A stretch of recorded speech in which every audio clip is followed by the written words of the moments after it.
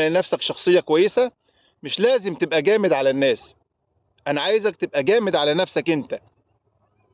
هنحكي القصة ونطلع منها الفوائد.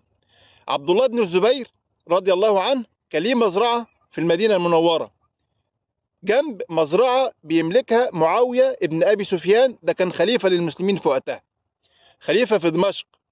وفي يوم دخل عمال معاوية بن أبي سفيان مزرعة ابن الزبير، والموضوع ده اتكرر منهم في الأيام اللي فاتت كذا مرة.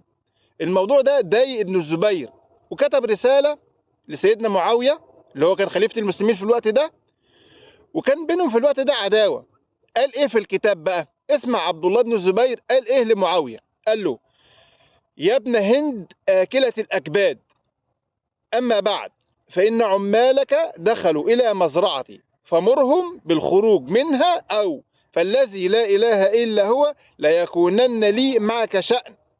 هو ليه قال له يا ابن هند آكلة الأكباد؟ هند دي اللي لما قتلت حمزة وجت تاكل كبده، معاوية ابنها. لما وصلت الرسالة لسيدنا معاوية، وسيدنا معاوية كان مشهور ان هو حليم، كان كيس فطن رحيم بالناس، بص لابنه كده وقال له: ايه رأيك في اللي ابن الزبير بيقوله؟ ارسل الي رسالة يهددني فيها. ابنه قال له: يا أبتي ارسل لي جيش اوله عنده واخره عندك يأتيك برأسه.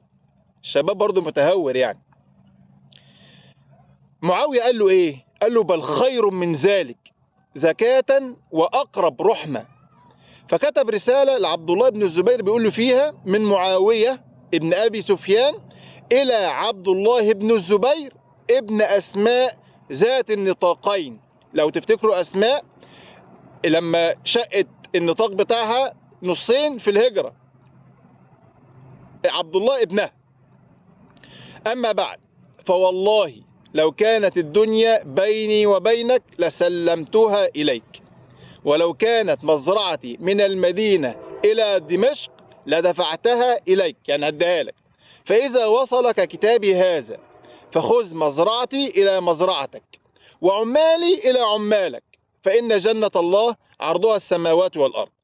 يعني خليفة كان ممكن يأذي عبد الله بن الزبير، ولكن معاوية كان بيضغط على نفسه، بيجي على نفسه، ما كانش بيحاول يأذي المسلمين.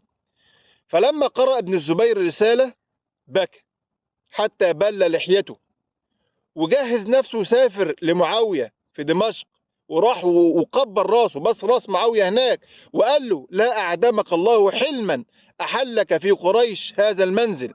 تخيل بقى معاوية كان بعت ناس يأذوا عبد الله أو يجيبوه يسجنوه، كانت الأمور ما كانتش قد تبقى كويسة خالص. ولكن الحلم بالناس بيعمل أحسن من كده.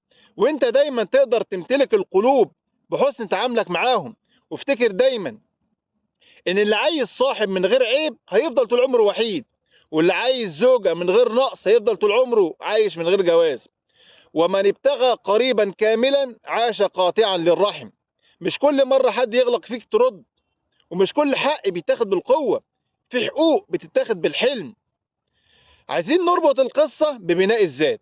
بص بقى يا صاحبي، اللي عمله معاوية بن أبي سفيان ده مش ضعف، ده مستوى عالي جدا من السيطرة على النفس.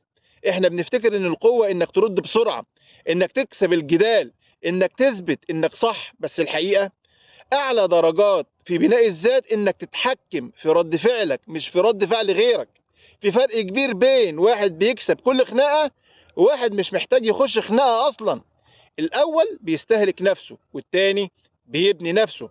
الخلاصة يا صاحبي، بناء الذات مش انك تبقى جامد على الناس، بناء الذات انك تبقى جامد على نفسك، تمسك غضبك وتسيطر على اندفاعك وتختار ردك بعقل مش بعصبية. مش كل مرة تسيطر فيها على اللي قدامك، بس دايما سيطر على نفسك، وهنا بتبدأ الرحلة الحقيقية. اشترك في القناة وفعل الجرس وشارك الفيديو، يمكن يروح لحد محتاجه. السلام عليكم ورحمة الله وبركاته.